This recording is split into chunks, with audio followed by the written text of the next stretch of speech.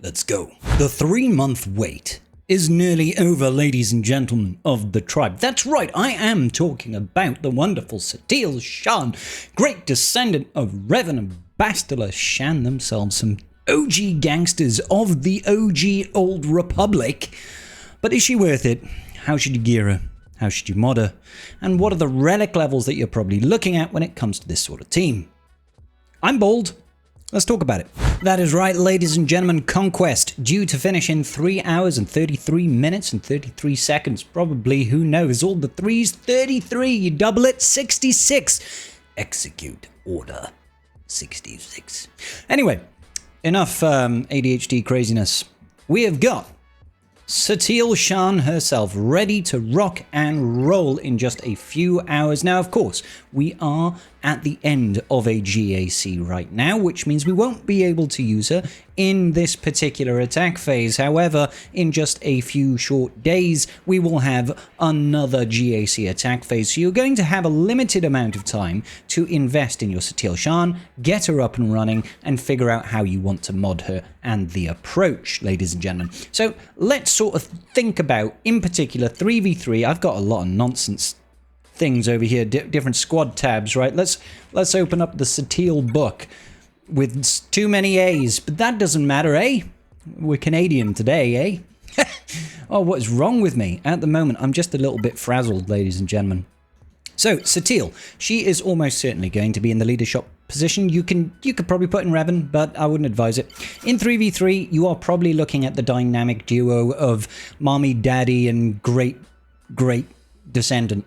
I'm not sure on the timeline on this, but apparently the genetics are strong because the looks are there. I mean, you can see she has Revan's broad shoulders. She has Revan's broad shoulders. Okay, so Satele Shan, she is a Jedi tank, Old Republic. She is going to be leading, most likely, Revan and Bastila. She has very unique synergies with both of those people. Now, there is going to be a big caveat here, ladies and gentlemen, to this Satele Shan team. Right now, as we know it, we don't know how she's going to perform. We've got a little bit of downloaded data that suggests she can win against certain teams and lose against certain teams. Looks like she's going to be terrible versus EP Mara Jade Vader. Looks like she'll probably get rolled by Traya. But I will say, big caveat, is that we are having a weekly store refresh in 24 hours time, or 21 hours and 30 minutes, and I would not be surprised in the slightest if we start to see a brand new batch of focused Datacrons drop to the game, and I would not be too surprised at all if Satele Shan or Revan or Bastila, or most likely all three in one, becomes a focused Datacron that is probably going to elevate this team far above and beyond what it would otherwise do. That is obviously massive big asterisks of this is pure speculation, educated guessing, and it could go either way. All right, so we might get an FTC and it might be garbage, but my bet would be it's probably going to be an FTC and it's probably going to be pretty good. Okay, so let's think then about Satele Shan herself. How do we want to mod her? Who are we playing her with? 3v3, definitely you want to have Basti and Revan, okay? For her modding, you are going to want speed. She's a slow girl, but mostly you are going to want boatloads and boatloads of protection. And that's for a number of reasons. Okay, so first and foremost, we do lots and lots of damage with this second special. Dispel all buffs on all enemies, deal physical damage to the target enemy, then deal true damage equal to 20% of Satele Shan's max protection to all enemies. Daze all enemies for 2 turns and reduce their tenacity by 10%, stacking until the end of battle.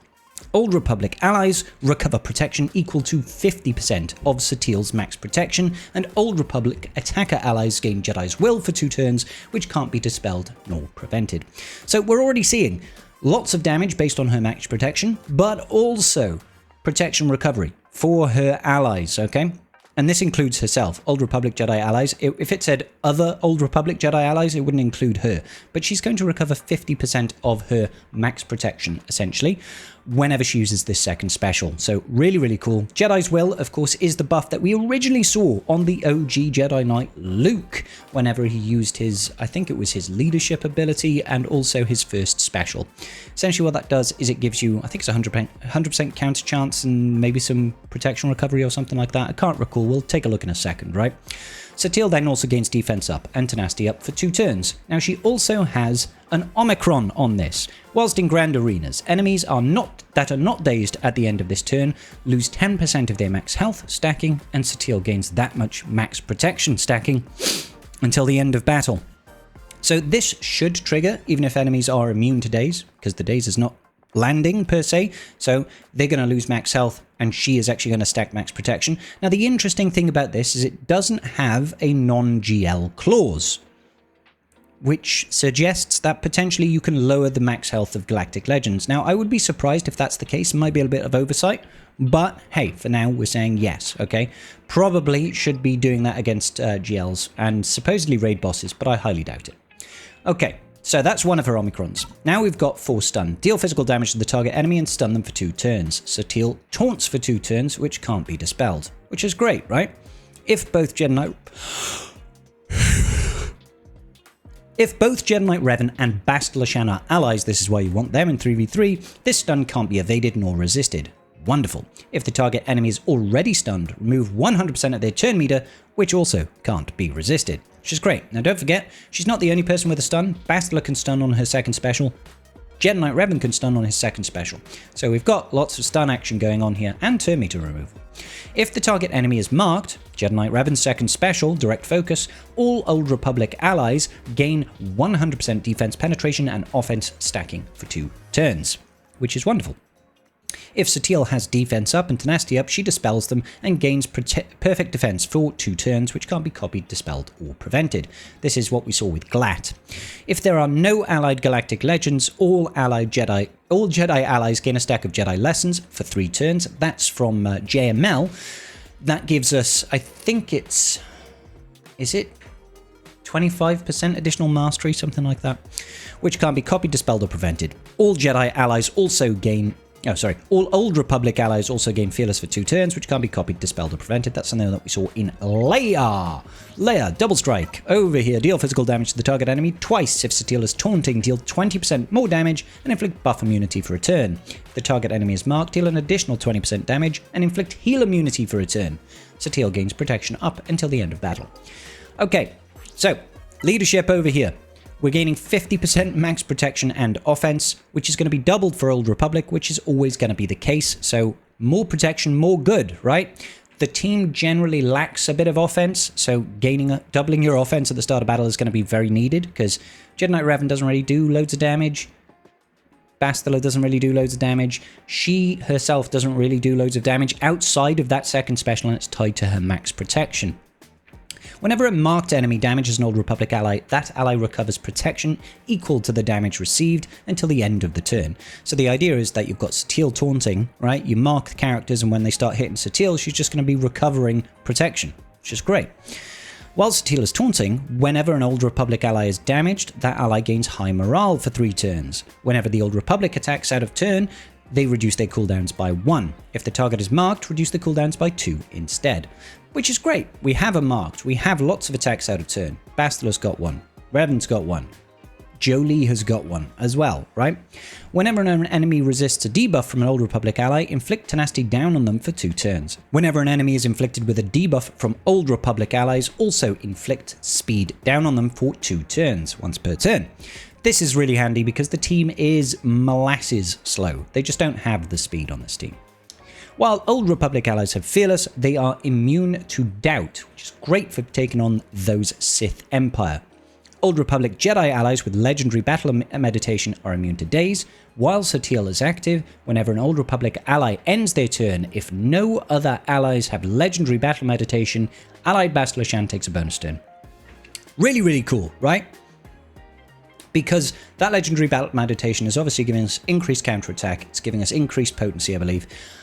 It's also making us immune to Daze, right? Immune to so many things. So you not only can you constantly cycle turns with this, So, Bastila goes, she passes Legendary Battle Meditation, for example. You lose it, you take a turn. Booyah, she gets a bonus turn. Everybody gets Legendary Battle Meditation. Really, really cool sort of interaction there. Now for the leadership Omicron, whenever an Old Republic ally... For the Omicron then, whenever an Old Republic Jedi ally attacks out of turn, they deal bonus true damage based on Satel's max protection. Huge amount of damage boost over here. If all allies are Old Republic, all allies are immune to stun, they take reduced damage from percentile health effects, and at the start of battle, they gain fearless and instant defeat immunity for 2 turns. Such a high value Omicron. Alright, so that would be my first Zeta and my first Omicron on this team. Go for the leadership if you have nothing else. Legendary Defiance then, her unique. While Satele is taunting, Satele gains protection up to 20% stacking for 2 turns whenever she's damaged. All enemies are immune to bonus turn meter gains, which is great because you're going to need that. Otherwise, you're just going to get steamrolled by a whole lot of things. Imperial Troopers would steamroll. To be honest, Imperial Troopers could still probably steamroll this if she can't get a taunt off. And they can't assist whilst targeting Old Republic allies. That's really, really handy. Not being able to assist really makes this team harder and harder to take down.